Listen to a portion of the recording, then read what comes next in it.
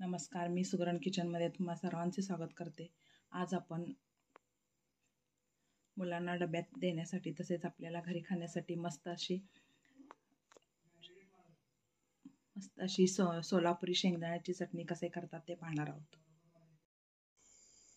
सोलापुरी शेंगदाणे चटणी करण्यासाठी मी मिक्सरच्या भांड्यातला थोडंसं कमी शेंगदाणे घेतलेले आहेत, घोंगरू शेंगदाणे घेतलेले आहेत हे, आणि 3 चमचे काश्मीरी मिरची पावडर घेतलेली आहे। ही मिरची पावडर जास्त तिखट नसते आणि ही सोलापुरी शेंगदाण्याची चटणी फक्त रंग लालसर असतो पण अजिबात तिखट नसते। जिरे घेतलेले आहेत 1 चमचे, लसणाच्या पाकळ्या, आणि आपण चवीपुरतं मीठ आणि तेल घालणार आहोत। आता हे शेंगदाणे मी खमंग भाजून घेते। शेंगदाणे भाजण्यासाठी मी गॅसवर कढई गरम करायला ठेवलेलं आहे। शेंगदाणे स्वच्छ निवडून घ्यायचे आहेत, त्यामध्ये खडे वगैरे असते ते सर्व काढून घेतलेले आहेत मी हे, आणि हे आता चांगले खमंग भाजून घ्यायचे आहेत।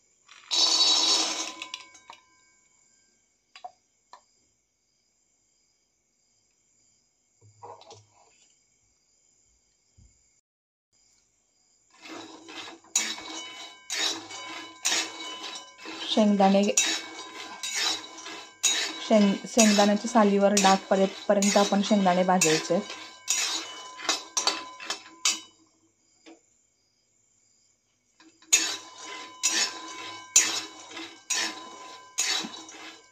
ही शेंगदाण्याची चटणी अतिशय पौष्टिक असते, तसेच आपल्याला मुलांना डब्यात रोज भाजीला काय द्यावा असा प्रश्न पडत असतो, तर अशा वेळेस आपण शेंगदाण्याची चटणी तेल किंवा तूप चपातीबरोबर आपण देऊ शकतो। मुलेही आवडीने खातील आणि जास्त तिखट नसते, त्यामुळे मुलं आवडीने खातील ही चटणी। लहानापासून मोठ्यांपर्यंत सर्वजण ही शेंगदाण्याची चटणी आवडीने खातील।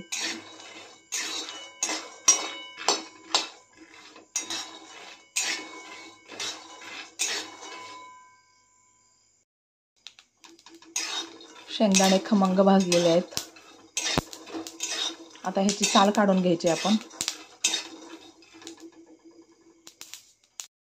गॅस बंद करून घेते आणि हे गरम असतानाच आपण ह्याची साल काढून घ्यायचे आहेत, म्हणजे पटकन निघतात। तर मी हे स्मॅशरने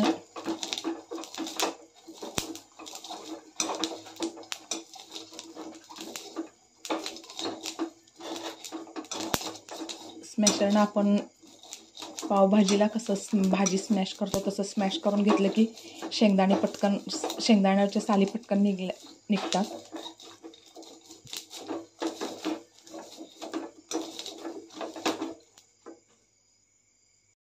शेंगदाण्यावरची सर्व आपण साल काढून शेंगदाणे स्मॅशरने स्मॅश करून साली काढून घेतलेले आहेत। आता हे आपण जर सुपानं पाकडून घेतलं तर त्याचा कचरा घरभर होतो, म्हणून मी ह्याला आपण असं चाळून घेतलं म्हणजे आपले शेंगदाण्याच्या साली खाली पडल्या जातील आणि आपले शेंगदाणे वेगळे होतील।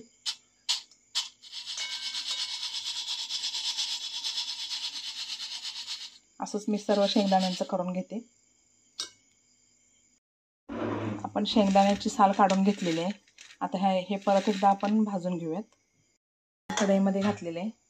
आता ह्यामध्ये थोडंसं तेल घालूया।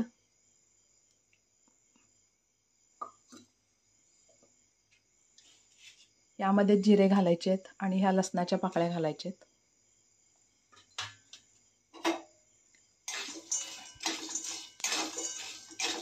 1-2 मिनिटं भाजून घ्यायचे ते सर्व।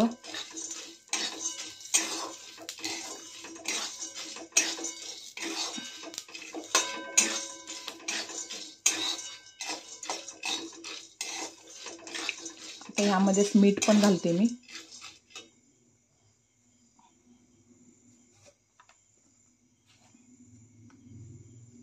एक चमचा मीठ घालते।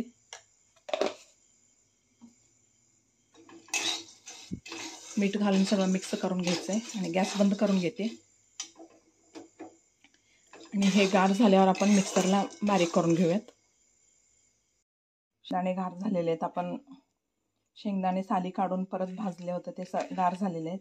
आता मिक्सरच्या भांड्यात घालते। हे शेंगदाणे मिक्सरच्या भांड्यात घातलेले आहे। आता यामध्येच आपण मीठ, जिरे, लसूण घातलेलं आहे। आता मिरची पावडर घालते। ही काश्मीरी मिरची पावडर आहे। 2 चमचे मिरची पावडर घालते, किंवा आपल्या आवडीनुसार आपण कमी जास्त घालू शकता। आता ह्यामध्येच मी थोडंसं तेल घालते.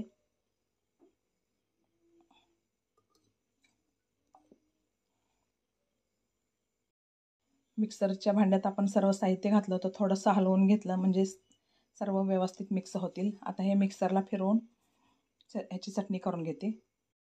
शेंगदाण्याची चटणी तयार झालेली आहे. अगदी आपण उखळामध्ये करतो तशी ही चटणी तयार झालेली आहे. हे मी एका भरणीत काढून घेते. एकदम दाणेदार अशी चटणी तयार झालेली आहे. अगदी उखळामध्ये करतो तसे झालेले आहे. हे सर्व मी ट्रेमध्ये काढून घेतलेलं आहे ही चटणी. आता मी हे एका भरणीत भरून घेते. मस्त दाणेदार शेंगदाण्याची चटणी तयार झालेली आहे. मी ते एका भरणीत काढून घेतलेलं आहे. असे छान छान रेसिपी पाहण्यासाठी माझ्या चॅनलला लाईक, शेअर आणि सबस्क्राईब करा.